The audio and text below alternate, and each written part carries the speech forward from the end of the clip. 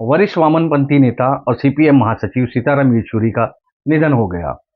सीताराम येचुरी ने उन नेताओं में से है जो तमाम कॉम्प्लेक्स टॉपिक्स पर आइडियोलॉजी के साथ लिख सकते थे।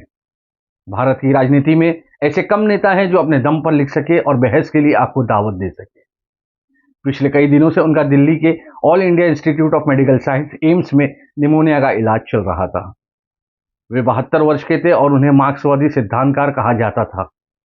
इस वरिष्ठ नेता के सभी दलों के नेताओं के साथ अच्छे संबंध रहे, जिसके कारण वे गठबंधन बनाने में महत्वपूर्ण भूमिका निभाने वाले नेताओं में से एक थे।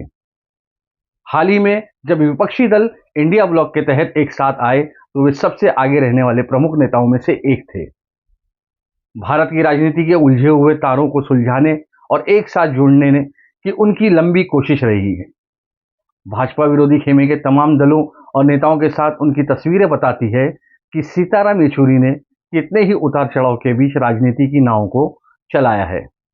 येचुरी हैदराबाद में पले बड़े और 10वीं कक्षा तक हैदराबाद के ऑल सेंट्स हाई स्कूल में पढ़े।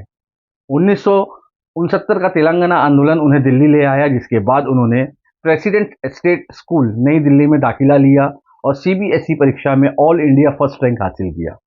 इसके बाद उन्होंने दिल्ली के सेंट स्टीफेंस कॉलेज से इकोनॉमिक्स में बीए ऑनर्स और जवाहरलाल नेहरू विश्वविद्यालय जेएनयू से इकोनॉमिक्स एमए किया। दोनों में प्रथम श्रेणी हासिल की। वे जेएनयू से इकोनॉमिक्स में डॉक्टरेट की पढ़ाई कर रहे थे जब इंदिरा गांधी सरकार ने 1975 में आपातकाल लगाया और उन्हें कई अन्य नेताओं के साथ गिरफ्तार कर लिया गया, जिन्होंने बाद में राष्ट्रीय राजनीति में महत्वपूर्ण भूमिका निभाई। उनकी पीएचडी अधूरी रह गई। जेल से बाहर आने के बाद श्री येचुरी एक साल में 3 बार जेएनयू छात्र संघ के अध्यक्ष चुने गए। इसी दौरान उनकी मुलाकात प्रकाश करात से भी हुई, जो आजीवन उनके साथी रहे। सीताराम येचुरी ने अपना राजनीतिक जीवन स्टूडेंट्स फेडरेशन ऑफ इंडिया से शुरू किया और 1975 में सीपीएम में शामिल हो गए। 1978 में येचुरी को एसएफआई के अखिल भारतीय संयुक्त सचिव के रूप में चुना गया और वे एसएफआई के अखिल भारतीय अध्यक्ष बने। आपातकाल के बाद उन्हें एक वर्ष 1977 से 1978 के दौरान 3 बार जेएनयू छात्र संघ का अध्यक्ष के रूप में चुना गया। येचुरी ने प्रकाश करात के साथ मिलकर जेएनयू में वामपंथी इकाई बनाई। येचुरी ने प्रधानमंत्री इंदिरा गांधी के घर तक का मार्च किया और आगे चलकर देश के कई प्रधानमंत्रियों के साथ काम किया। खुद कभी मंत्री नहीं रहे और ना ही कभी बनने की कोशिश की, मगर प्रधानमंत्रियों की कुर्सी सीताराम येचुरी के सहारे टिकी रहती थी। 1984 में वे सीपीएम के केंद्रीय समिति के लिए चुने गए। 1985 में पार्टी के संविधान को संशोधित किया और 5 सदस्यीय केंद्र सचिवालय का चुनाव किया गया, जिसमें युवा दिग्गज शामिल थे प्रकाश करात, सुनील मोइत्रा, पी रामचंद्रन और एस रामचंद्र पिल्लई, जो पोलित ब्यूरो के निर्देशन और नियंत्रण में काम करते थे। 1992 में उन्हें पोलित ब्यूरो का सदस्य चुना गया। 4 साल बाद वे उन नेताओं में शामिल थे जिन्होंने संयुक्त मोर्चा सरकार के लिए एक साझा न्यूनतम कार्यक्रम का मसौदा तैयार करने में महत्वपूर्ण भूमिका निभाई थी। श्री येचुरी ने 2004 में यूपीए सरकार के लिए सत्तारूढ़ गठबंधन बनाने में भी महत्वपूर्ण भूमिका निभाई थी। सीताराम येचुरी जी सिर्फ एक पार्टी के नहीं, पूरे देश की राजनीति में उनका एक योगदान था और उनकी कमी न केवल उनकी पार्टी को खलेगी, इस देश की राजनीति को खलेगी। वो अपनी विचारधारा के प्रति पूरी तरह से दृढ़ थे, लेकिन किसी को नीचा दिखाना, किसी की बेइज्जती करना, ये सब उन्हें नहीं आता था। एक शानदार वक्ता, एक शानदार सांसद और एक बहुत ही शानदार इंसान। उनकी कमी हम सबको खलती रहेगी। सीताराम जी, आपको हम कभी नहीं भूल पाएंगे। तेलंगाना से आते थे, लेकिन कई भाषाओं को अधिकार से बोलते थे और देश के कई राज्यों के हो जाते थे। उनकी चुगलबाजियां तंज करना कमाल के होते थे। सीताराम येचुरी हर तरह के राजनीतिक सोच वाले शख्स से मिलते थे, उनसे बात करते थे। वे अपने राजनीतिक जीवन की शुरुआत से ही एक धर्मनिरपेक्ष, लोकतांत्रिक, जनहितैषी सरकार बनाने में महत्वपूर्ण भूमिका निभा रहे हैं। उन्होंने हमेशा लोगों के मौलिक अधिकारों के लिए लड़ाई लड़ी और विविधता में एकता में विश्वास करते हैं। उन्होंने हमेशा हिंसा के खिलाफ आवाज उठाई। 2021 में अपने बेटे आशीष को खोने के बाद उनकी सक्रियता कम होने लगी, फिर भी इंडिया गठबंधन की बैठकों में हमेशा नजर आए। सीताराम येचुरी का अंतिम संस्कार नहीं किया जाएगा। उनके परिवार ने उनके शरीर को शिक्षण और अनुसंधान उद्देश्यों के लिए एम्स को दान कर दिया है। सीपीएम ने ट्विटर पर एक पोस्ट में कहा, हमारे प्रिय कॉमरेड सीताराम येचुरी सीपीएम के महासचिव का आज एम्स में निधन हो गया। कॉमरेड सीताराम येचुरी को लाल सलाम।